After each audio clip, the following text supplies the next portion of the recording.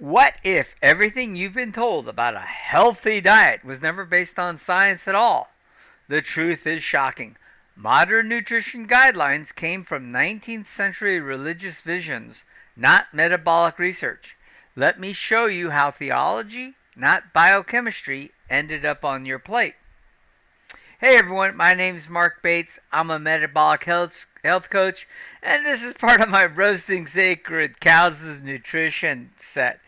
This is the religious visions that hijacked modern nutrition. So let's get into it. Here we go. So, the modern dietary guidelines stem from 19th century religious visions, not scientific research. Ellen G. White, a Seventh-day Adventist prophetess, claimed divine revelation that told her meat was toxic and led to sinful passions. Her 1863 visions promoted grains, fruits, nuts, and seeds as God's plan for humanity. This wasn't biochemistry, this was theology, and was actually, now, a little side note here, I've spent 20 years in seminary, and both taking classes and teaching, and I can tell you from my perspective, this is very bad theology, okay? The Bible does not advocate this in any way. So, let's get back. So, White's anti-meat ideology explicitly targeted moral and spiritual purity, not metabolic health. Yet these religious beliefs became the foundation for modern nutrition science, embedded in institutions that still shape what millions eat today. Excuse me. From sanitarium to your breakfast table. Yeah. Okay, so John Harvey Kellogg transferred White's visions into medical practice at Battle Creek Sanitarium. Well, that wasn't like a place for crazy people like it would be thought of today. Sanitariums were places to go to get healthy. Okay? This particular one was owned and operated by the Seventh-day Adventist Church. Kellogg developed cornflakes and bland cereals specifically to suppress sexual urges.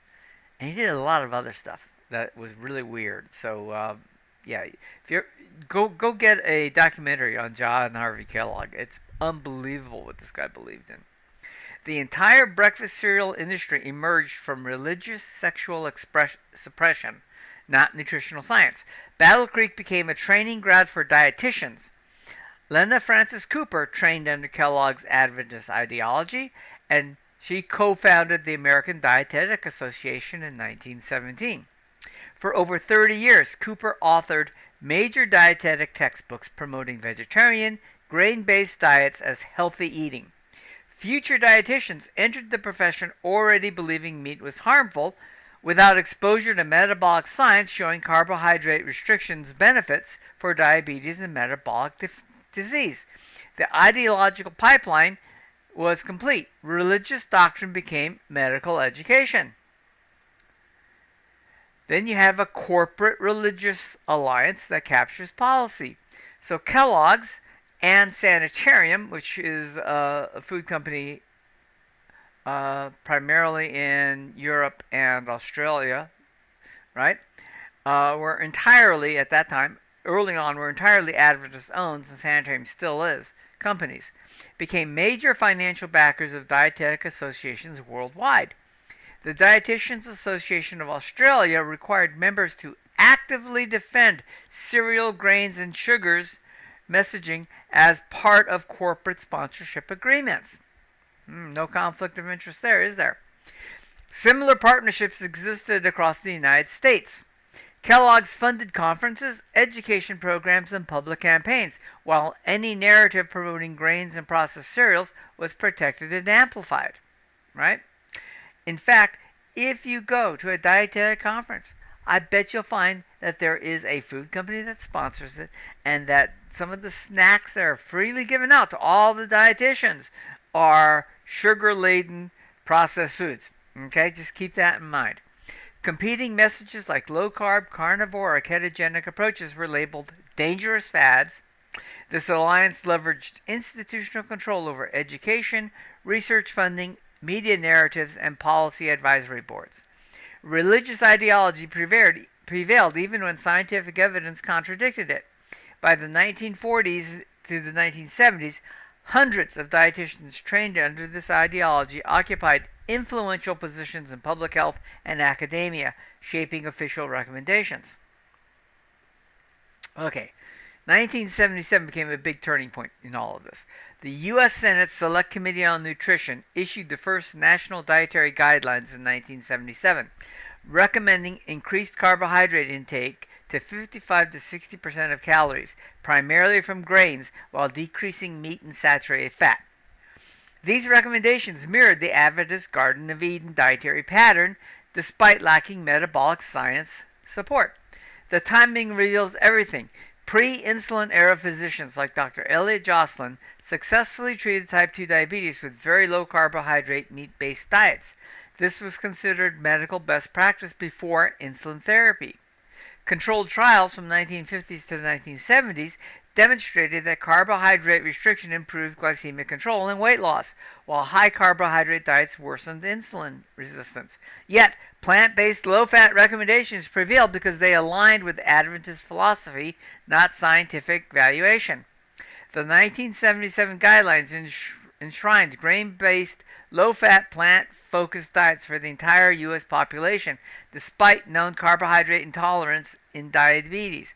Evidence that removing carbs reversed hyperglycemia, and lack of experimental proof that saturated fat caused heart disease. Now, a couple things once again. Go back and look at anything about the 1977 Senate Select Committee, and you find that George McGovern was the senator leading it, and he just finished, before they issued their readings, he finished a long practice with, or a long-term stay at the Pritikin Center. Now, Pritikin may not have been the Seventh-day Adventist, but he certainly seemed to mirror their teaching very heavily. Okay, and the guy who actually wrote the most of the study was not a nutrition scientist, but was a graduate from Columbia in journalism. He was McGovern's chief aides, and he was, to the best of my knowledge, a Seventh-day Adventist when he wrote this. So, yeah, there was a lot of influence in what went into American dietary guidelines. All right. So what followed was just absolute metabolic catastrophe. Okay, the health consequences were swift and measurable. These guidelines were essentially an obesity epidemic that followed immediately from their implementation. Pre-1977, U.S. obesity prevalence was approximately 12 to 15% in adults. Type 2 diabetes affected approximately 1 to 2% of adults. Post-1977, obesity prevalence more than doubled within 20 years. By 2018, over 42% of U.S. adults were obese. Type 2 diabetes prevalence soared to over 10% of U.S. adults by 2020, with an additional 38% classified as pre-diabetic. Right, so by 2020, you're talking 58% of U.S. adults were type 2 diabetic or pre-diabetic, which is very close. The mechanism was predictable. Chronic overconsumption of high glycemic carbs created repeated insulin surges, leading to hyperinsulinemia, fat storage bias, leptin resistance, and impaired satiety signaling. High carb intake in insulin-resistant populations triggered chronic glucose toxicity, pancreatic beta cell stress, progressive loss of glycemic control, and fatty liver disease. Non-alcoholic fatty liver disease, which was virtually unknown in 1970, now affects approximately 25% of adults globally. The shift from dietary fat to refined carbs plus seed oils increased de novo lipogenesis, liver fat accumulation, and systematic inflammation, all linked to higher cardiovascular risk. All right? But traditional diets tell a completely different story. Before the 1977 ideological shift, traditional human dietary patterns were largely animal-based, high-fat, low-carbohydrate, and metabolically stabilizing. Pre-industrial Western populations showed obesity rates of less than 5 to 10% before refined carbs and seed oils entered the diet. Type 2 diabetes was extremely rare, with diagnosed cases under 2% of adults in the early 20th century. Also, just keep in mind that cardiovascular disease was virtually unknown pre-1920. And that was when the first case, if I remember the date correctly, of the first person with diagnosed with cardiovascular disease in the U.S. was shown. Okay, um, you wonder about that, right? Almost no one had this before. Indigenous populations eating 60 to 80% of their calories from fat and protein showed no obesity, diabetes, or cardiovascular disease until exposure to Western refined carbs triggered rapid onset of metabolic syndrome. Traditional diets supported stable insulin and glucose dynamics through low carbohydrate intake, which kept postprandial glucose spikes minimal and maintained steady insulin output. High nutrient density from animal foods provided B12, heme, iron, zinc, DHA, and fat-soluble vitamins that supported mitochondrial function, muscle mass, and hormonal balance. Regular entry into nutritional ketosis during fasting or low-carb periods improved mitochondrial efficiency and energy supply to brain and muscles while reducing inflammation and oxidative stress compared to the high glucose metabolism. Modern plant-based guidelines advocate 55 to 60% of calories from carbohydrates, primarily grains, replacing saturated fats with vegetable oils. Well, this creates chronic insulin elevation, fat storage, glucose volatility, nutrient dilution, omega-6 driven inflammation, and disrupted appetite regulation, leading to overeating and obesity. And just look at what's walking around your neighborhood, and it tells you the whole story. All right. Then you get this institutional defense mechanisms come into play. So modern nutrition institutions maintain credibility through coordinated rhetorical, institutional, and political strategies despite overwhelming contradictory evidence. They equate association with causation, representing epidemiological correlations as proof of causation using words like risk, cause, or hazard, despite lacking in the studies itself any mechanistic evidence, which means they don't have any true causes. And so these words should not be used in any of their studies. Okay? Randomized control trials contradicting plant-based narratives are dismissed as short-term only, not generalizable, or too small, while epidemiological studies supporting plant-based diets are presented as gold standard despite absolutely weak results, poor statistics, and absolutely poor design. Okay? Nutrition debates are shifted away from metabolic science towards ethics, climate, and sustainability, making meat consumption appear socially irresponsible regardless of health data. Dietitian training programs still use textbooks rooted in Adventist and grain industry funded doctrine. And that is absolutely true. I took a nutrition training course several years ago, and it was straight out of the Adventist playbook. Okay? It hasn't changed much in 10, 15 years, as to the best of my knowledge. New clinicians rarely encounter human evolutionary dietary evidence. I talk to a lot of dietitians, and they are at a loss when I start talking about evolutionary history and cellular biology. They really have no clue. Low-carb therapeutic protocols or mechanistic science on insulin resistance. Industry sponsorship from cereal, seed oil, and processed food companies directs research funding toward grain-positive studies, while papers showing harm from carbs or benefits from meat face hostile peer review or rejection. Okay, real quick here. These studies are expensive, so only with corporate sponsorship do they actually technically really get done. And what happens is, as we found with a lot of studies, is that the study does not prove what the company sponsoring it wants it to prove, they hide the study.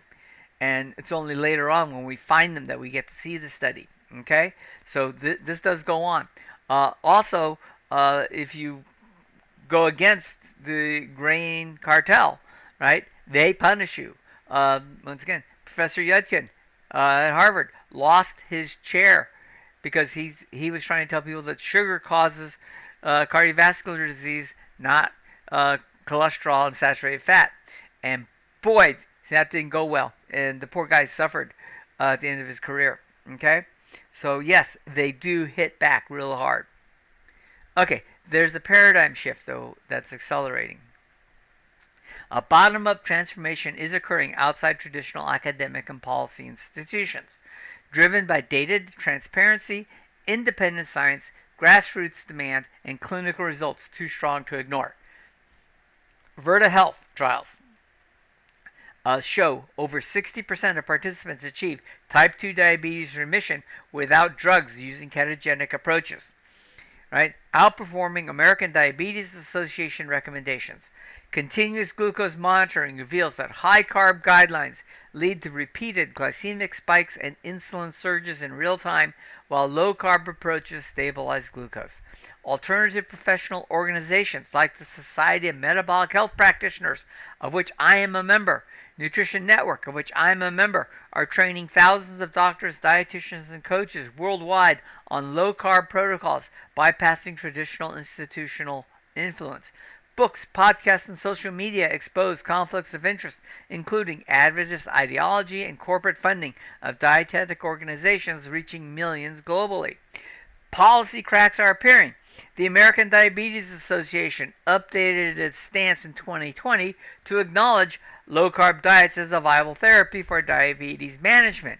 But if you read their magazine, they simply throw that all away immediately for whoever is sponsoring the magazine and the ads in it. Okay, just look at their magazine and tell me it differently. The UK National Health Services began piloting a low-carb interventions in general practitioner practices, right, with measurable success. In fact, they're touting that now as success. And the reason why it's so big in the UK is that because it's a socialized medicine, the government's paying for it. If they can reduce their costs by getting you off of medications and off of needing to go to the doctor every quarter for checkups and stuff, as you would if you had type 2 diabetes, it's proving to be very effective to the bottom line. Okay, and so they're getting that. Sweden, who also uses a social pay or a government paid health system for the most part, officially endorsed low carb diets as safe and effective for weight loss in 2013. They caught on right away. There are several good Swedish doctors who are in the low carb world, and once again, are they doing it because of the science? Yes, but what backs up the fact of the science is the fact that they're saving money as a government, and that's very big for the government. Market trends show consumer dollars increasingly flowing to animal-based, nutrient-dense, low-carb foods, right? Which is what we suggest, rather than ultra-processed grains and seed oils. And yes, there is a fight coming back from these big food companies. And this is challenging the economic power base of the traditional grain-heavy dietary guidelines. All right? So, we are starting to build an evidence-based framework, right? An evidence-based framework for dietary recommendations would fundamentally shift nutrition science from its current observational, belief-driven model to a mechanistic, outcomes-based, evolutionary-informed approach. This framework would prioritize mechanistic biochemistry over epidemiological associations, measuring how foods affect glucose, insulin, mitochondrial function, lipolysis, and inflammation through controlled human trials with objective metabolic endpoints. Health would be defined via measurable metabolic markers like insulin sensitivity, postprandial glucose and triglyceride response, HbA1c, liver fat content, and body composition rather than surrogate ideology-driven endpoints. Any recommendation would require biological plausibility within human evolution and metabolic machinery, avoiding diets that create evolutionary mismatches like constant high-carb feeding or seed oils never encountered by human biology. Independent panels free from processed food, grain, or ideological organizations would publicly disclose all funding and affiliations while preventing dietetics training programs from being influenced by food manufacturers or religious organizations. Okay, that would almost destroy most dietetic programs because that's where they get their funding. Evidence would be ranked by ability to reverse disease, long-term health outcomes from interventions, and safety measured objectively rather than expert consensus or majority opinion. So there is a transformative timeline. You have to understand, nothing happens overnight. So historical precedents suggest that these shifts in paradigm usually require 25 to 40 years from early evidence to mainstream acceptance. Germ theory took 45 to 50 years. The anti-tobacco movement required 40 years, and trans fat bans needed 25 years. Because of the influence of the internet and the free form of flow of information, the timelines are getting smaller, but there's still quite a while. Don't wait for the government to catch up here, right? The nutrition paradigm shift does face unique acceleration factors, including independent high-quality data, digital health technology making diet response visible in real time, rapid information spread bypassing traditional institutions, and economic pressure from diabetes and obesity costs projected to bankrupt health systems by 2050. And that is a real consideration in most government systems. Okay? However, entrenched ideology embedded over a century in medical education, industry capture through grain and seed oil financing, policy inertia citing previous guidelines as evidence, and moral framing tying plant-based diets to climate ethics will slow this change. Partial acceptance will likely occur within 10 to 15 years, with low-carb and metabolically targeted diets recognized as primary treatment for obesity, diabetes, and metabolic syndrome in many countries. Full paradigm replacement requiring legislative and medical education reform would probably take 25 to 40 years, quite honestly, okay? Demanding a tipping point in public demand, exposure of ideological and corporate corruption in guideline history, and practitioner adoption reaching critical mass. It's happening, but don't wait for it to happen. You can keep pushing for it, okay? So what we're talking about is medicine being reimagined. If this paradigm shift succeeds, the consequences would extend far beyond dietary recommendations, fundamentally altering how we understand, prevent, and treat chronic disease. Chronic diseases would be recognized as primarily metabolic disorders driven by chronic hyperinsulinemia, glucose toxicity, mitochondrial dysfunction, and nutrient deficiencies rather than inevitable, progressive, largely genetic conditions requiring lifelong drug management. Follow the money. Okay, medical practice would transform from reactive symptom control to proactive metabolic health restoration. Doctors would be trained to read metabolic biomarkers and prescribe food, fasting, and lifestyle interventions before medications. Public health policy would be based on real human biology, recognizing individual carbohydrate tolerance thresholds, the essential role of animal source nutrients, and the harmful impact of refined grains, sugar, and seed oils on population health. The food and pharmaceutical industries would face shrinking markets as diet replaces drugs for many chronic conditions.